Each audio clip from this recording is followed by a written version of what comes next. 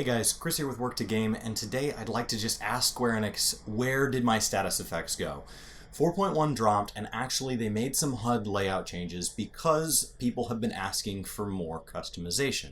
Well, unfortunately, before, all of your debuffs, buffs, and anything else modifying your characteristics was all in one bar, and so when people asked for that to be split up, they said, we'll break it into three. That's not the unfortunate part. That's great. But they thought in their heads, well, if people, had them all before, and we break them into three parts, we should turn those off, I guess. So what you need to do, and I'm actually now going to do it along with you, is I'm going to go to my system settings and go to HUD layout, and then I'm actually going to click on one of these status info, and this is where they've been broken apart. You have your enhancements, your enfeeblements, and other. Other is going to have things like food buffs, because really plus 3% XP is not as important to know as like when you have some form of like protection or something like that on. So you can actually just leave that off if it doesn't matter to you, or move it off to the side. So I left these exactly where they started. So once you have one of these selected, you're going to go to UI Elements Settings. And this is actually going to open up, it is all under one thing, Status Info Enhancements. So, Group 1, Enhancements, Display Element. That's what you're looking for. Now you go down to Group 2, Display Element, Group 3, Display Element. If you prefer these all as one, you can actually go back to the old layout where it's a single element.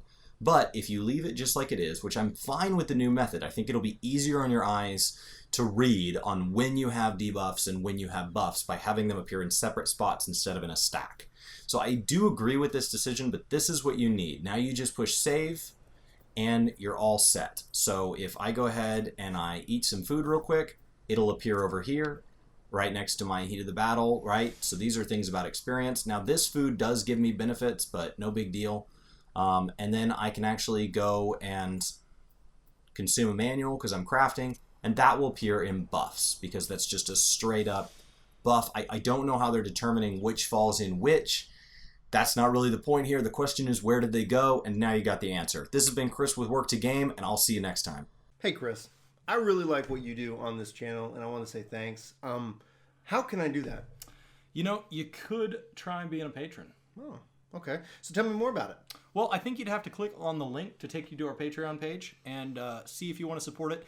Unfortunately, you're not going to be able to support just me. Okay. You're going to have to support both of us. So this is kind of like a win-win. So if they support you, they support me, right?